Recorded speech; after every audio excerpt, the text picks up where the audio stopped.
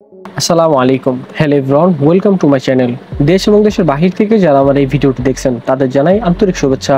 আবারও হানিফ এন্টারপ্রাইজের বহরে যুক্ত করা হলো মার্সিডিজ বেঞ্জের 5 ইউনিট নন এসি বাস। আসুন বিস্তারিত রিভিউ শুরু করা যাক।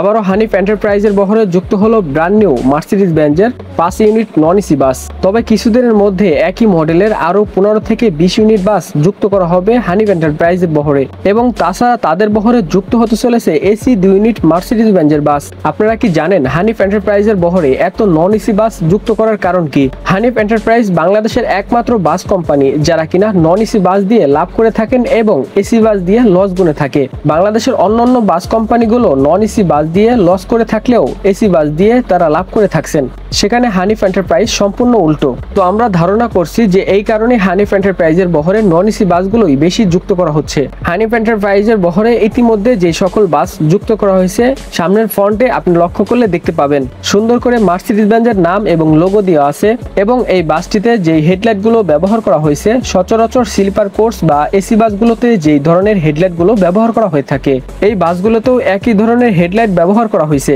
এবার আসি বাসের সাইড লুক। আপনি লক্ষ্য করলে দেখতে পাবেন ইউনিক ধরনের পেন্ট স্কিল ব্যবহার করা হয়েছে এই বাসটিতে। হানিফ এন্টারপ্রাইজ যখনই তাদের বহরে নতুন বাস যুক্ত করা হয় তখনই তারা ইউনিক ধরনের পেন্ট স্কিল ব্যবহার করে থাকেন, এবং এই বাসের সাইডে ভালো মতো লক্ষ্য করলে আপনি দেখতে পাবেন ইন্ডিকেটর লাইটগুলো ব্যবহার করা হয়েছে।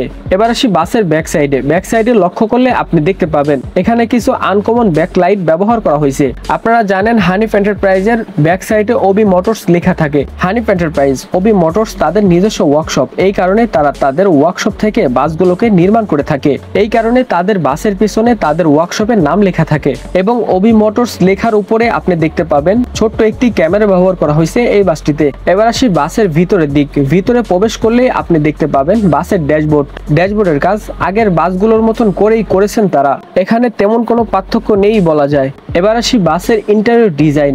যেহেতু এই বাসগুলো মার্সিডিজ বেঞ্জ ওয়েভ 16-23 মডেলের চ্যাসিসের উপর নির্মাণ করা হয়েছে, আপনারা জানেন অন্যান্য চ্যাসিসের তুলনায় মার্সিডিজ বেঞ্জের চ্যাসিস তুলনামূলকভাবে লম্বা হয়ে থাকে। যেমন 12 মিটার লম্বা হওয়ার কারণে এই বাসগুলোতে 2x2 40টি সিট ব্যবহার করা হয়েছে। সব মিলিয়ে আমার কাছে বেশ ভালো লেগেছে বলা যায়। আপনাদের কাছে কেমন লেগেছে তা অবশ্যই কমেন্টে জানাবেন।